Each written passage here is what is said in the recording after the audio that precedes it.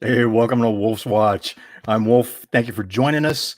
And as always, I am out scouring the countryside as a leader of the pack, looking for tips, tricks, ideas to bring to you as an entrepreneur, as a leader, to help you advance your business, advance your leadership mastery. I want to talk to you today, following on yesterday's discussion I want to talk to you today about the 70% failure rate that businesses experience when implementing changes. This is something that Ken Blanchard's companies have talked about. Harvard Business Review's published article.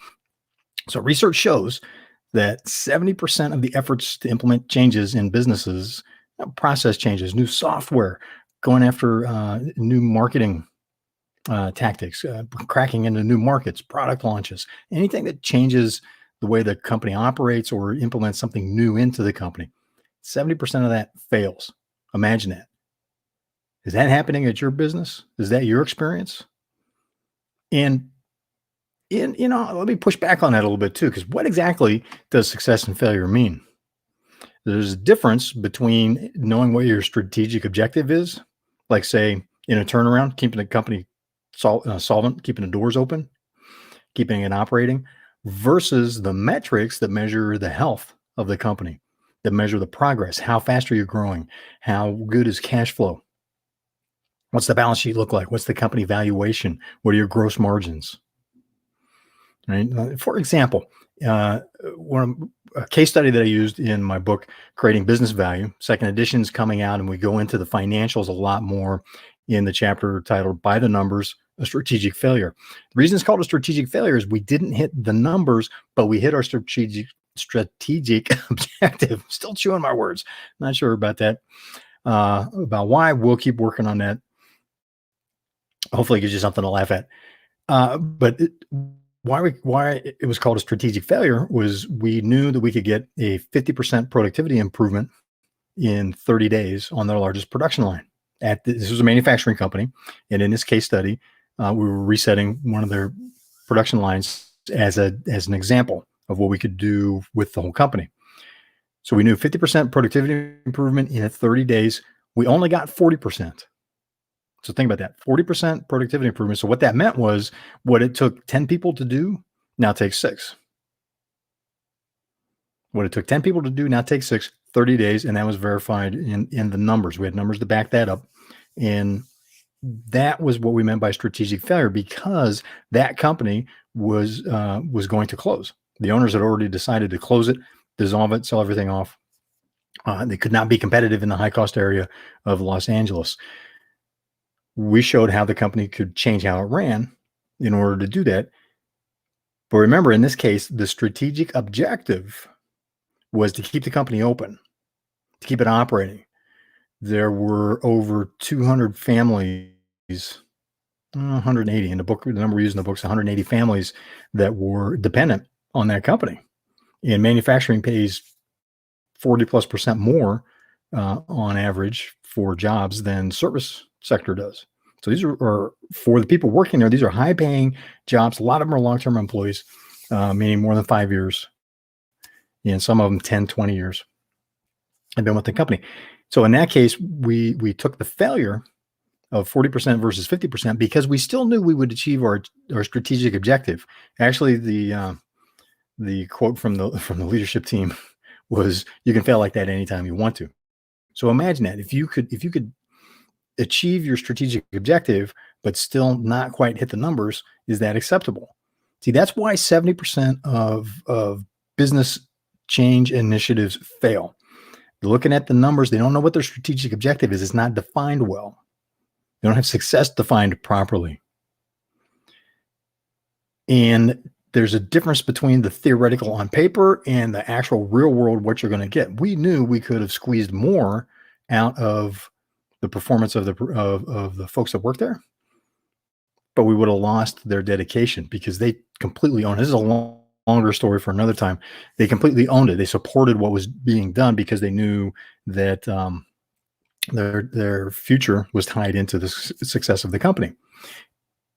So that being said, coming back to the 70%, this is one of the things that is a key leadership principle in being successful where 7 out of 10 fail. Let me say that again. This is a key principle in being successful where 7 out of 10 fail. And that's according to Ken Blanchard Companies, Harvard Business Review. I'm not just pulling that number out of the air. We can talk about that more. If you want to hear more on that, put it in the comments. Send me an email. Hit the like button and comment and let us know. The thing is, as was stated in the second edition of Creating Business Value, it's about the strategic objective. What do you really need to accomplish strategy-wise? Then put your metrics together to get there and know what allowances you have, how far you can strategically fail before you'll no longer achieve your objective. And sometimes as a leader, you need to discern when to take a strategic failure versus absolutely maxing out the theoretical best that the numbers tell you, that the analysis tells you. Right? If you're looking for a 40% return on investment and you get 35, is that a failure? Numerically, yeah, you didn't hit the numbers. In reality, how would you feel about that? Food for thought. So another thing, just to wrap this up, when we went company-wide with that, the company valuation increased 87%. They stayed open. They continued operating in Los Angeles. They became a dominant competitor in their market space because they had such a massive advantage. That more topic for another time. But another key issue was 2 years later, their company valuation was 87% higher. Yeah, 87% higher on the company valuation. So as an entrepreneur, as a business owner, think about that. How does that impact you? Would you take a failure like that? Food for thought. So 7 in 10 fail in business. And this is a time in implementing changes. So this is a time when adapting, when improving, pivoting, whatever you want to call it, is crucial. We're still riding the wave of the chaos of 2020 through 2021. And guess what? It's going to run through all of 2021.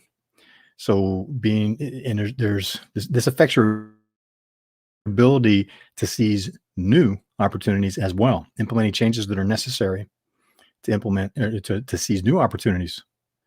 7 out of 10 attempts will fail based on the numbers that are published by the researchers. So this is a key principle. Again, strategic objective versus your metrics. Know what you really need to accomplish.